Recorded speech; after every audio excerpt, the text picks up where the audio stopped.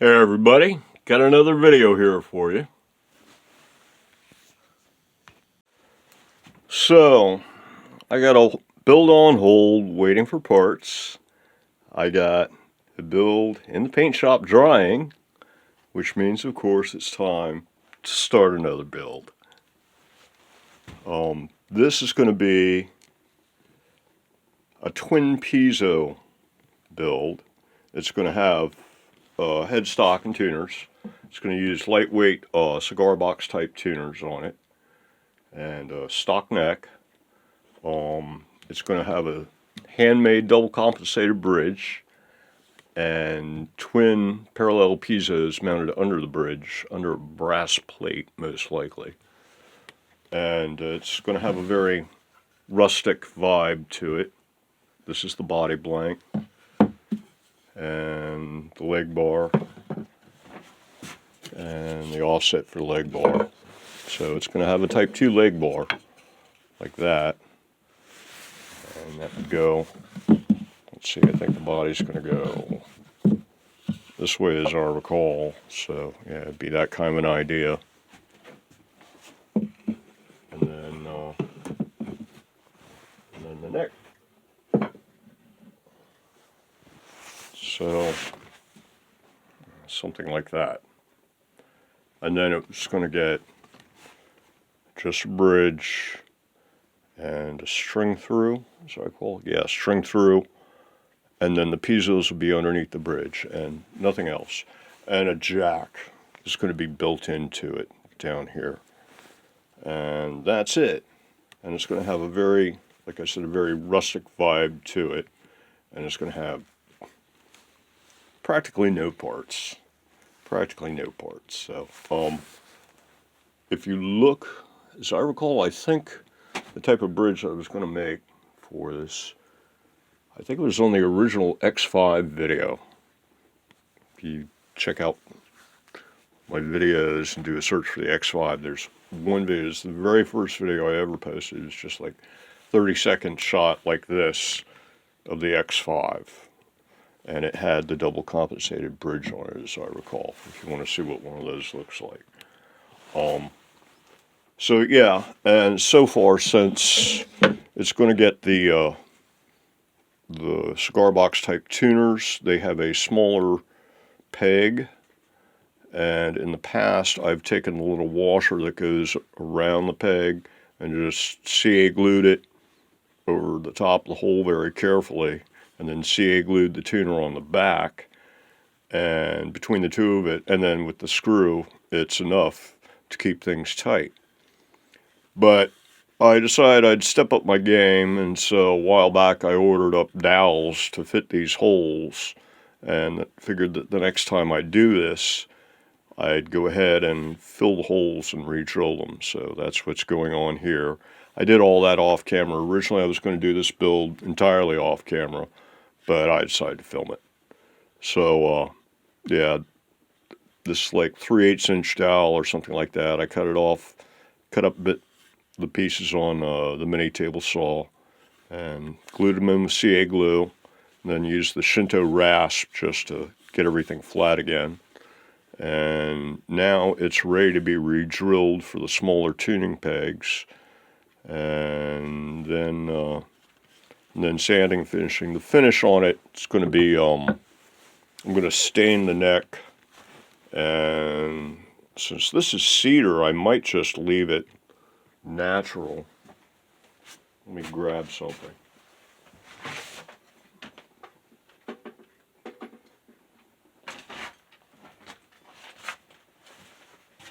This is the 12-string tail tuner. This is what cedar looks like with lacquer on it in a natural. And it's not bad look, so. And then on this one I stained the neck to match. This is a maple. Yeah, I'm pretty sure it's a maple. It actually might be mahogany though. I can't recall offhand. I think it's maple. Yeah, so I stained this to match as best I could. The cedar's actually a bit lighter in color than what I ended up with on the neck. But yeah, so So yeah, I think I might leave this in a natural finish too, and then just kind of give a light brown to the neck to try to match it.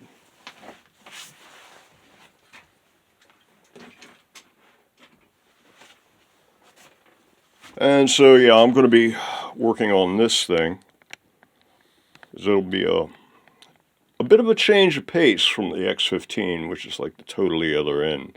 This is like very minimal guitar, just a pair of pieces. This is hardly more than a cigar box guitar built with a regular neck. So, but it should be fun. Anyway, I think the next step is I need to drill a headstock. One thing I forgot to mention on this build, keeping with the rustic vibe of it, it's not going to get the wire channels and the back cover plate like I've been doing recently on other builds. It's going to have the wiring external held down with the brass pins. And I got to actually figure out how all that's going to work out with the wiring being external, but the piezos are routed into the front and the jack is routed in from the back, so that'll be interesting. Right now it's time to drill some pilot holes in this thing.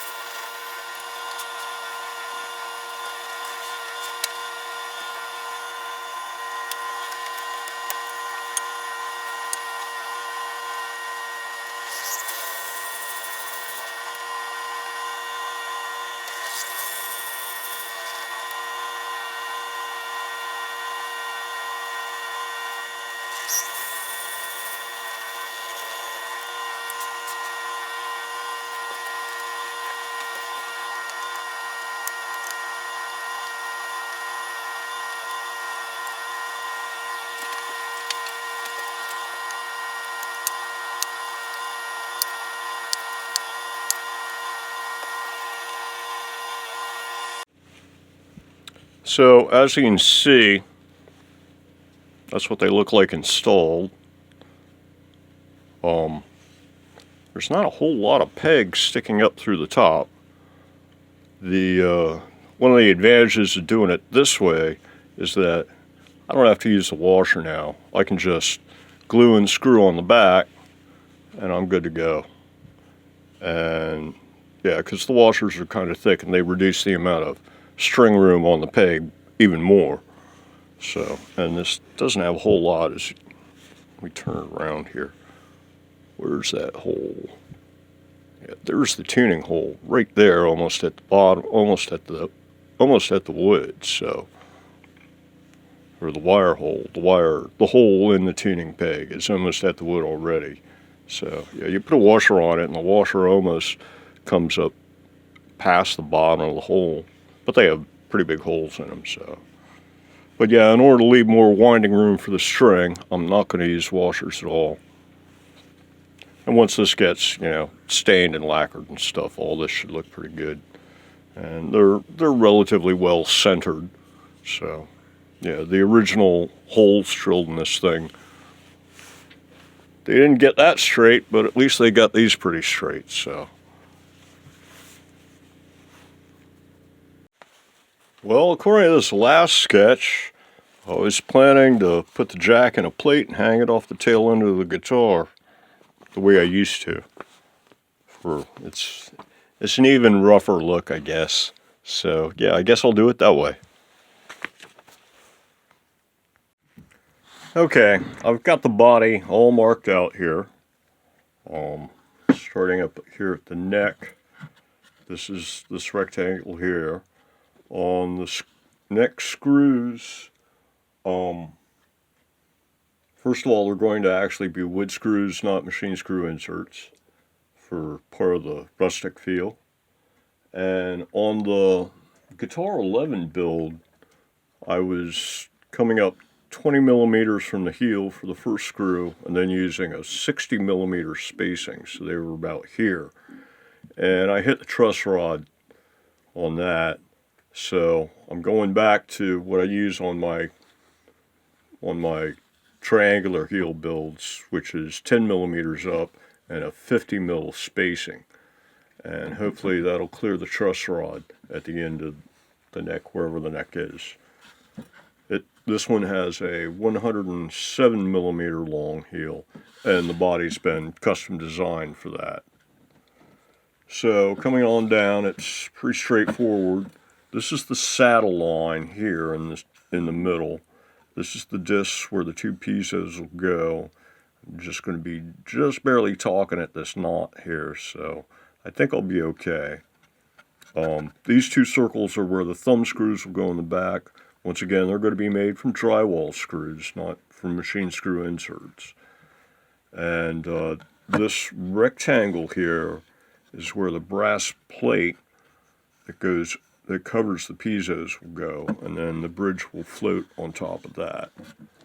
And this little channel here is where the piezo wires will come out the side, and then they'll run down the side of the guitar and over to the jack on the back. And there's the string throughs. I haven't worked out the exact spacing yet, but that's approximately what it'll be. And then that's the end of the guitar, where it used to have more space to put a jack like here, but I'm going to hang it off the end. So that's the whole thing, and now it's time for the small table saw, I do believe. Which should be easier to use because I've got the guard on it wired down permanently, so it's just an exposed blade. No more fiddling with trying to push it out of the way.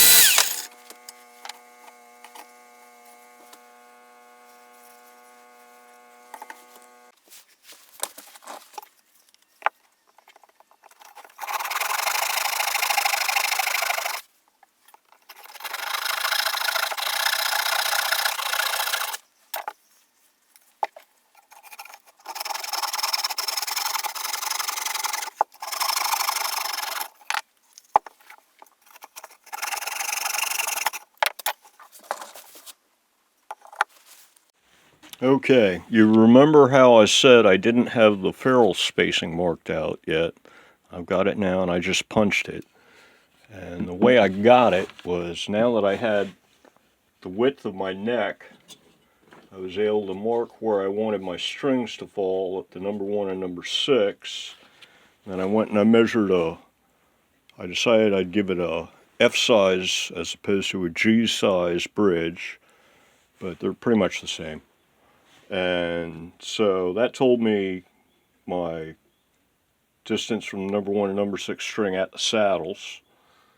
And so then I just connect the dots and then run it down to the line where I'm going to be putting the string throughs, and that gives you my spacing. And then once I've got my spacing between the 2 hour holes, I just do the math, and I ended up with like, let's see, the 2 center holes are 10 millimeters apart and everything else is 11. And it'll have a floating bridge with two basically bars as the actual saddles. So the strings won't have any grooves to ride in. So string alignment's all going to be totally dependent on the placement of these versus the slots on the nut. So keeping with the rustic theme here, I'm going to be making the ferrules for this. These small brass butt splice connectors. Well, not brass, sorry, copper butt splice connectors. And they're quite small, but I measured it, and they'll go, you can put a 38 gauge string from an Ernie Ball 8 set over, it'll go through this, so I'm going to use these guys. And now I got to fish up the drill for this, drill bit.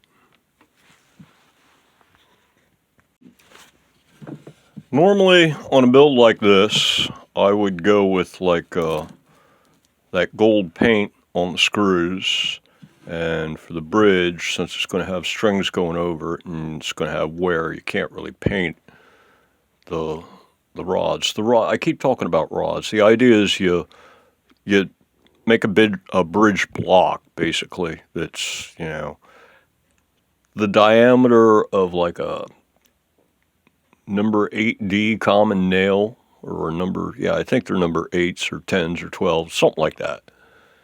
You take 2 nails and you cut the ends off of them, and you use those 2 little bars of steel to make a compensated bridge on top of a block of wood. And that's the bridge for this guitar. And since you have strings running over those 2 steel bars, nails, you can't really paint them because it'd get all rubbed off right away. So for the finish, the best you could do would be just polish them up or give them a brush type finish. But of course, right at the intonation point, the brush finish would rub off anyway, and you'd eventually get a kind of a polished line across them, perhaps, or at least right under the strings. So, but just because this is a simplistic build doesn't mean I can't step it up a little bit. So I decided I'm going to jump online, and instead of doing like the gold paint, I'm going to order up some copper colored paint for all the screws. And for the rods, instead of using a couple of nails with the heads and such cut off, I'm going to order up some brass rod. And just a little bit of brass rod, like about 5 mil diameter, something like that. Cut it with a hacksaw. It'll be nicer.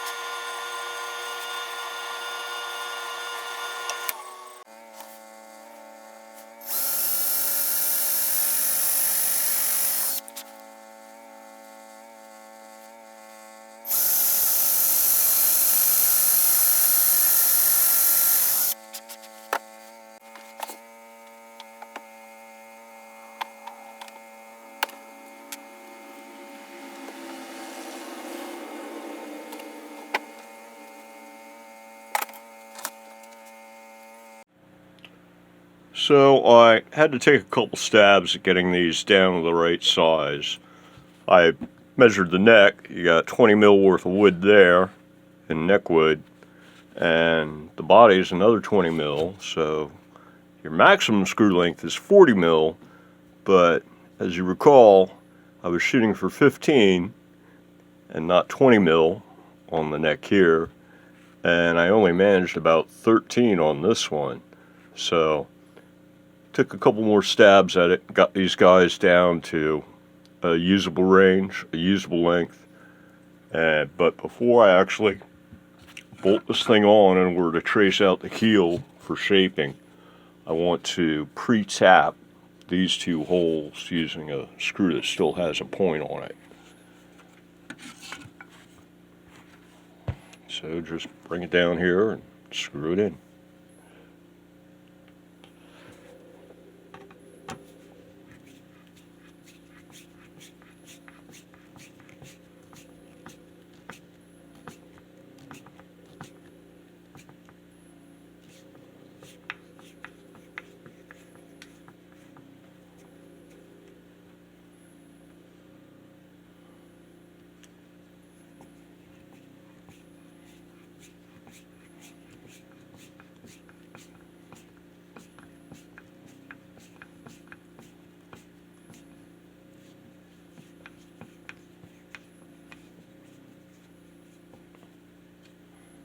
That should cut some threads in and help these guys go in a little bit cleaner and easier, without having to get down to like grinding new points onto them or something like that.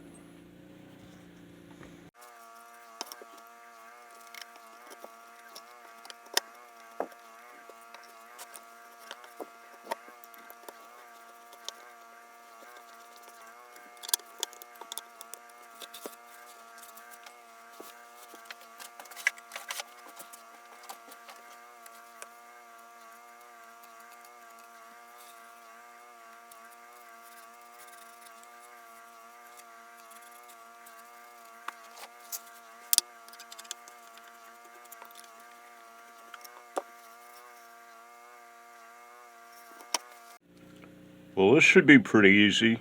There's so little to take off the corners here. I don't even think I'm going to bother cutting it off. I'm just going to take it down with the Shinto. And the neck width is pretty much spot on. So once it gets sanded and rounded and stuff, it should match quite well with this heel. So yeah, and it doesn't really need any more real shaping anywhere. So I think just use the Shinto to round that, and then taper the heel area, and that'll do it, and then sand it, and it's ready for the paint shop. And then this thing gets sanded and dyed and clear coated.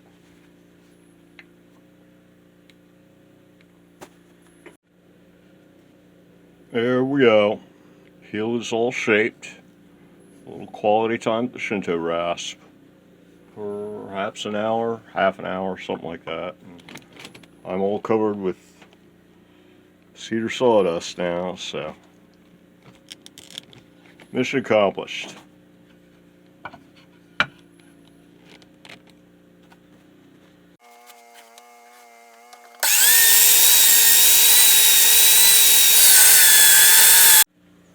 Okay, I recut the headstock so it better matches the shape of the body. That kind of idea. And with that, all of the cutting and drilling and shaping, like that was shaped, is all done, and it's ready for sanding. Yeah, even the bar and everything.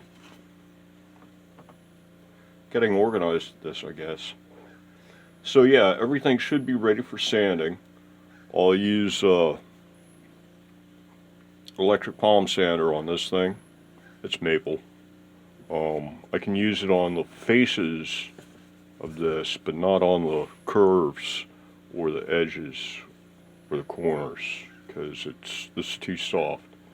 But I can use it on the faces of all this stuff. And then I'll finish up the edges and curves and such by hand. And then pop grain and sand it back again. And then this thing will be ready for dye, because it's going to be significantly whiter than this is. So after sanding, even after sanding, it'll be, yeah, this will be almost like white wood, and this will be about the same color, really. Well, it'll be that color right there. So yeah, this is red cedar, not white cedar. So yeah, once I do all that, then we'll be ready for some dyeing, and I'm not going to film any of the sanding, I don't think. So we'll see when it's done. So here's the neck, all sanded. Turned out real nice, actually. Cleaned up real good. And yeah, the inserts here, the plugs and re-drills, they turned out okay. So now it's time to attempt to dye it to match the cedar. I think I've got a pretty good match. I wanted to go light instead of heavy. That way I could do 2 coats. Because if I go too heavy, then, you know, I suppose I could sand back, but yeah. So, time for the dye.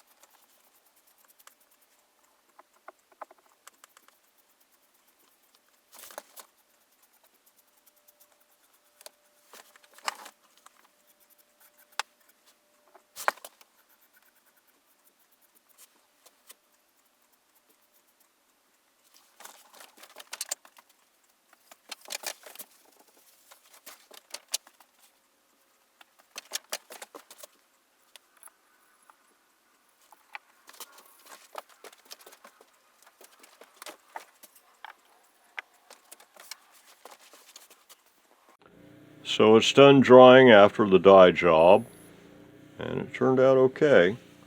One thing though is I forgot to raise the grain, and so it was fuzzy after the dye job.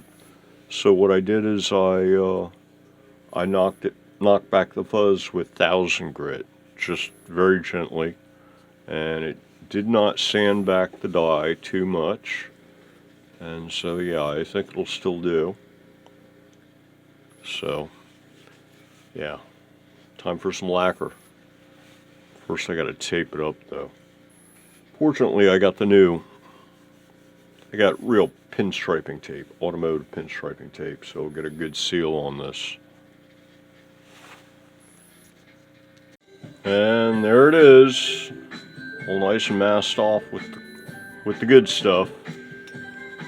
So, yeah, and now it's time to give it some lacquer.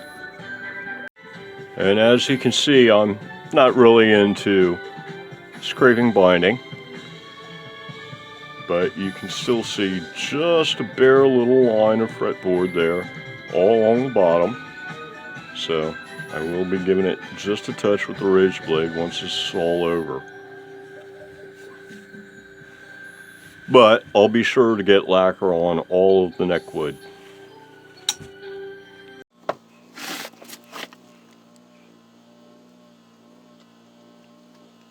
Baby Max. Hi, Baby Max.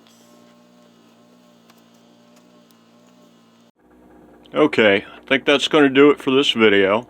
So until the next one, everybody, have a good one.